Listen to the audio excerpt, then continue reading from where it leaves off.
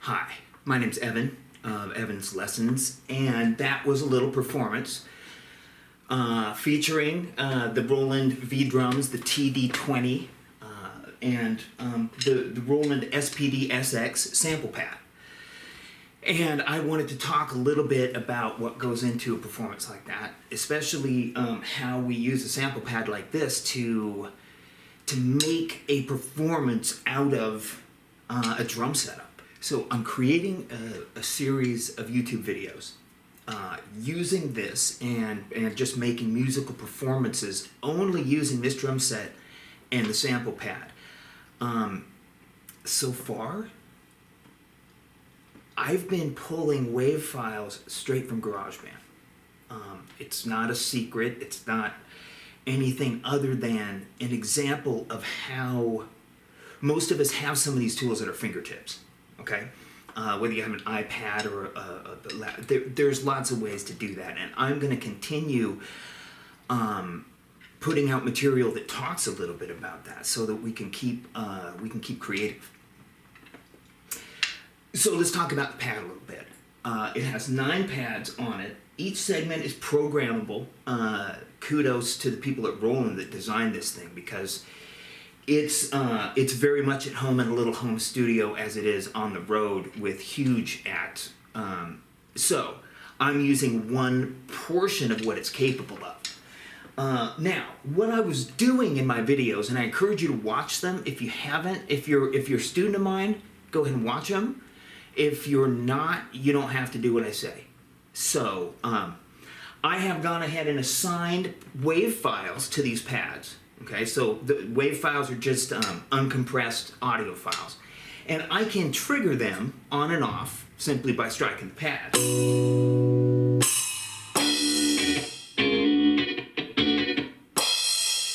So what I've done here is I've set up on the 4 pads here, I've set up the basic elements of a song.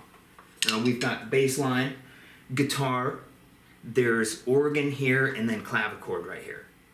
Now, on some of these others, I've just added some sound effects. Reverse cymbals, always cool. Chanji gong. You notice in my little segment there, I was using the triangle.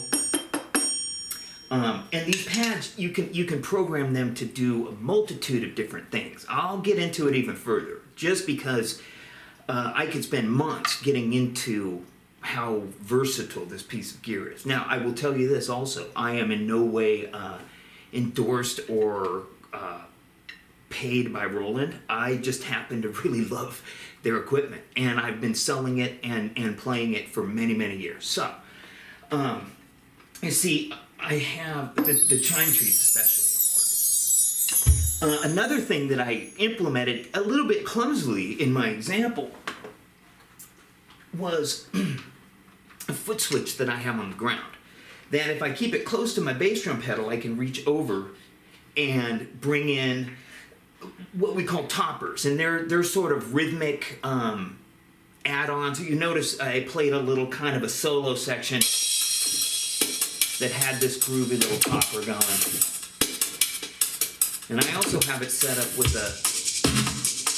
more of a maraca pattern beat, and so I can bring those in and out simply by using the foot pedal, which I did at one point. What we'll be talking about shortly is how we can try and do creative things like this without having to have expensive equipment that most of us frankly don't have and probably aren't going to rush out and get. I have some of this stuff because this is what I do. Frankly, some of it I didn't know what I had it for until now. But I guess what I'm finding out is hopefully that I have it for teaching.